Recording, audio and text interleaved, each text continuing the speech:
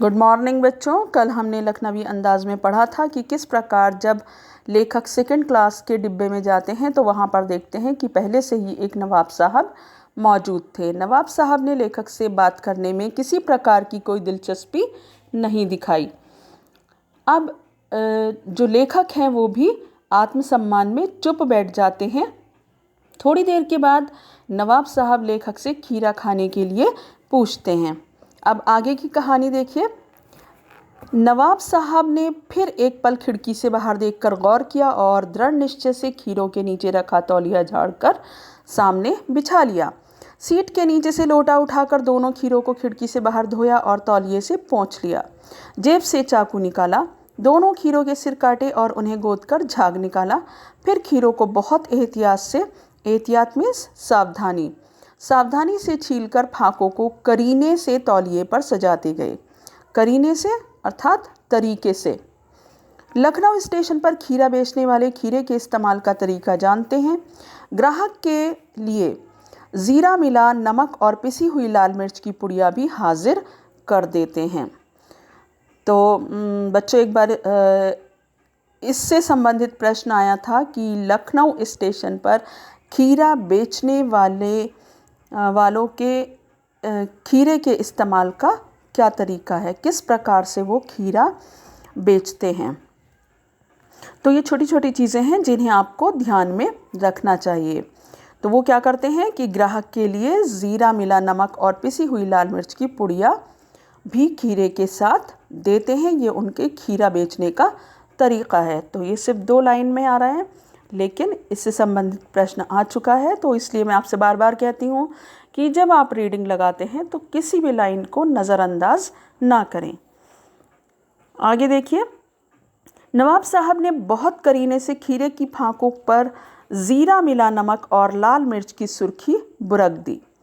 बुरकना कहते हैं छिड़कने को। उनके प्रत्येक भाव भंगिमा अर्थात उनके जो फेस एक्सप्रेशन थे और जबड़ों के स्फुरण से, स्फुरण कहते हैं हिलाना, यानी कि जब वो मुंह चला रहे थे तो जबड़े के आसपास का जो हिस्सा है वो जिसे हिलने लगता है तो उसे कहते हैं स्फुरण, हिलना या फड़कना।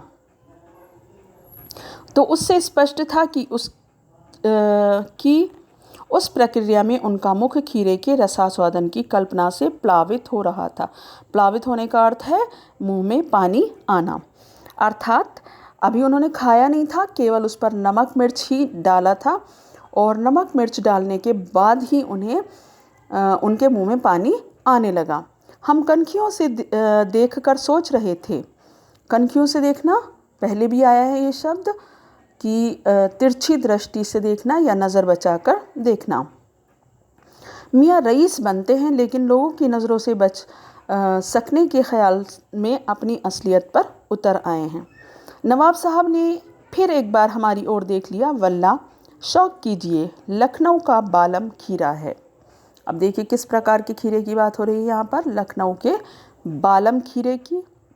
इस चीज़ को याद रखना। नमक मिर्च छिड़क दिए जाने से ताज़े खीरे की पनियाती फाके, पनियाती अर्थात पानी वाली।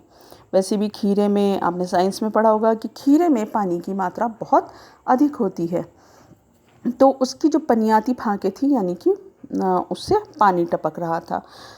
तो नमक मिर्च छिड़क दिए जाने से ताज़े खीरे की पनियाती फाके देखकर पानी मुंह में ज़रूर आ रहा था, लेकिन इनकार कर चुके थे। आत्मसम्मान निभाना ही उचित समझा। उत्तर दिया, शुक्रिया, इस वक्त तलब महसूस नहीं हो रही। तलब का अर्थ है इच्छा।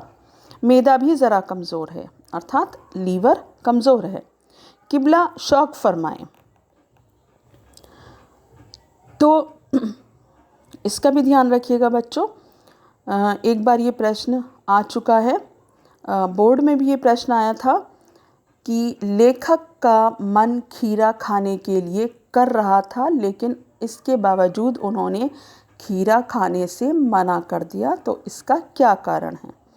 तो इसका कारण अभी आपने समझा कि नमक मिर्च छिड़क दिए जाने की वजह से जो ताज़े खीरे की पनियाती फाके थी उसे देखकर लेखक के मुंह में भी पानी आ रहा था। लेकिन जब नवाब साहब ने पहले पूछा था खीरा खाने के लिए तो लेखक ने मना कर दिया था। अब क्योंकि वो एक बार मना कर चुके थे, इनकार कर चुके थे, तो अब आत्मसम्मान के कारण उन्होंने यही उचित समझा कि वो खीरा खाने के लिए मना कर दें, और उन्होंने ऐसा ही किया। और उसके लिए उन्होंने बहाना बनाया कि इस समय इच्छा नहीं हो रही है और मैदा भी ज़रा कमज़ोर है। नवाब साहब ने सतृष्ण आँखों से नमक मिर्च के संयोग से चमकती खीरे की फांकों की ओर देखा। सतृष्ण का अर्थ है ललचाई आँखों से। खिड़की के बाहर देखकर दीर्घ निश्वास लिया। खीरे की एक फांक उठाकर होंठों तक ले गए, फांक को सूंघा, स्वाद के आनंद में पलकें मूंद ली गईं। मुंह में भर आए पानी का घूंट गले से उतर गया, अर्थात उन्होंने भी खाया नहीं था, केवल उसे देखकर ही उनके मुंह में पानी आ रहा था। तब नवाब साहब ने फांक को खिड़की से बाहर छोड़ दिया। नवाब साहब खीरे की फांकों को नाक के पास ले जाकर वासना से रसास्वादन कर खिड़की के बाहर फेंकते गए। नवाब साहब ने खीरे की सब फांकों को खिड़की के बाहर फेंककर तौलिए से हाथ और होंठ पोंछ लिए और गर्व से गुलाबी आंखों से हमारी ओर देख लिया, मानो कह रहे हों ये है ख़ानदानी रईसों का तरीक़ा। जैसे कि आपको पहले भी बताया था कि इसमें जो नवाब साहब हैं उनकी बनावटी जीवन शैली पर लेखक ने व्यंग्य किया है, क्योंकि स्वतंत्रता के बाद जो रियासतें थी वो छिन गई थी, लेकिन लखनऊ आज भी नवाबों के लिए जाना जाता है। नवाब साहब खीरे की तैयारी और इस्तेमाल से थककर लेट गए। हमें तस्लीम का अर्थ है सम्मान में सिर खम कर लेना पड़ा। खम करना कहते हैं झुका लेना, तो उन्हें सम्मान में हमें तस्लीम में सिर खम कर लेना पड़ा मीन्स कि सम्मान में सिर झुका लेना पड़ा। ये है ख़ानदानी तहज़ीब, नफ़ासत और नज़ाकत। तहज़ीब, नफ़ासत और नज़ाकत ये तीनों ही उर्दू के शब्द हैं। तहज़ीब का अर्थ है शिष्टता, नफ़ासत का अर्थ होता है स्वच्छता और नज़ाकत कहते हैं कोमलता को। हम गौर कर रहे थे खीरा इस्तेमाल करने के इस तरीके को खीरे की सुगंध और स्वाद की कल्पना से संतुष्ट होने का सूक्ष्म, नफीस या एब्स्ट्रैक्ट तरीका ज़रूर कहा जा सकता है। तो एब्स्ट्रैक्ट का अर्थ है सूक्ष्म, यानी जिसका भौतिक अस्तित्व न हो, अमूर्त। आगे देखिए, परंतु क्या ऐसे तरीके से उदर की तृप्ति भी हो सकती है? तो लेखक ये कह रहे हैं कि नवाब साहब ने खीरा खाया नहीं, केवल सूंघ कर फेंक दिया। तो वो ये कहते हैं कि क्या इस तरीके से किसी का पेट भर सकता है, उदर की तृप्ति हो सकती है?